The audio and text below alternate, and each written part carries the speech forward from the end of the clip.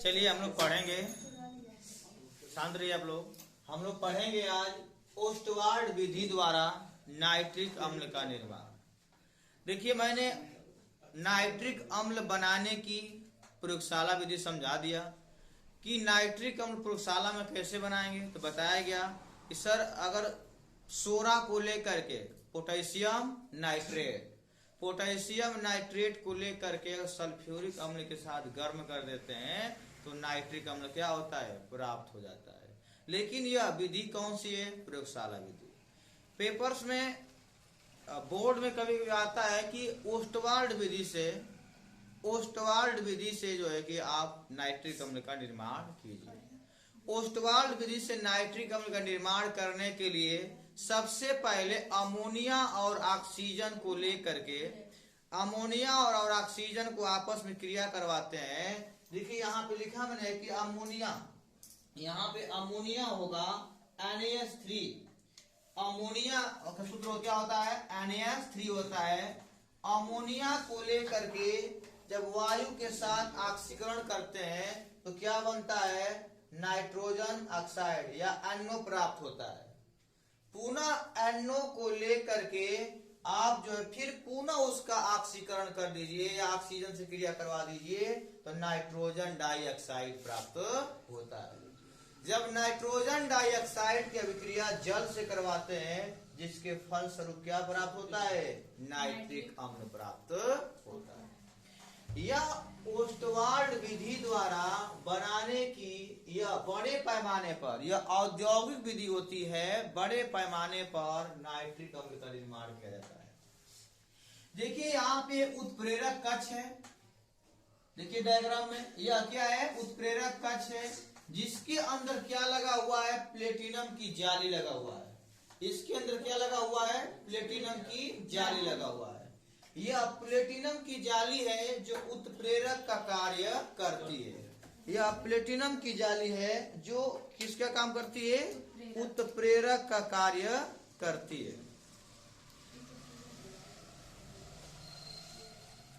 अब यहाँ पे इस प्लेटिनम की जाली जो है लगा हुआ है, यह उत्प्रेरक कक्ष कहलाता है। जब इसके अंदर अमोनिया और वायु का मिश्रण 1:9 के अनुपात में लेकर के अमोनिया और वायु यानी ऑक्सीजन का मिश्रण 1:9 के अनुपात में लेकर इसे प्रवाहित करते हैं 700 से 800 सेंटीग्रेड पर, तब जो है अमोनिया वायु के साथ ऑक्सीकृत होकर के क्या बनाती है?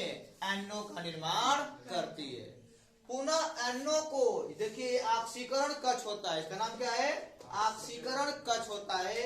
इस ऑक्सीकरण कक्ष में जब इसको प्रवाहित करते हैं NO को तो क्या बनता है? नाइट्रोजन डाइऑक्साइड प्राप्त होता है।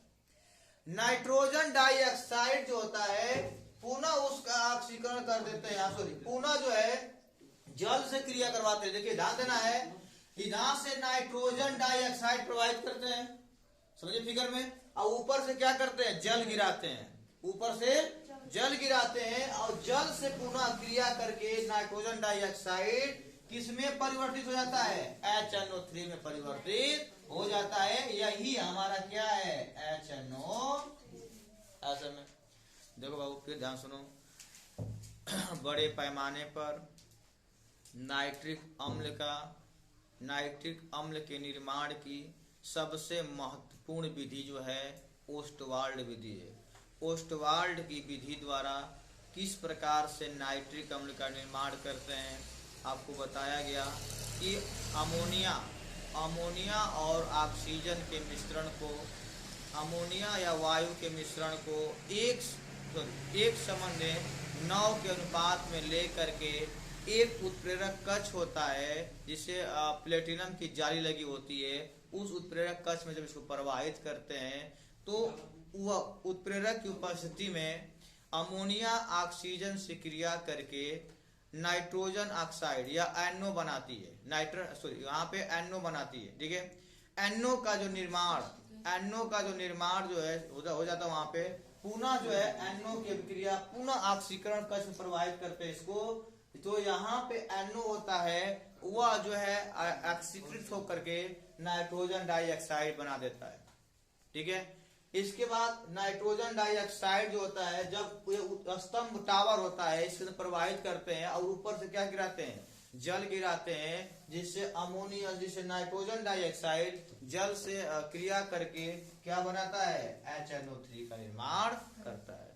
यही विधि है ओस्टवाल्ड द्वारा नाइट्रिक अम्ल के निर्माण की। आगे समय चलिए फिगर ड्रॉ करिए आप लोग।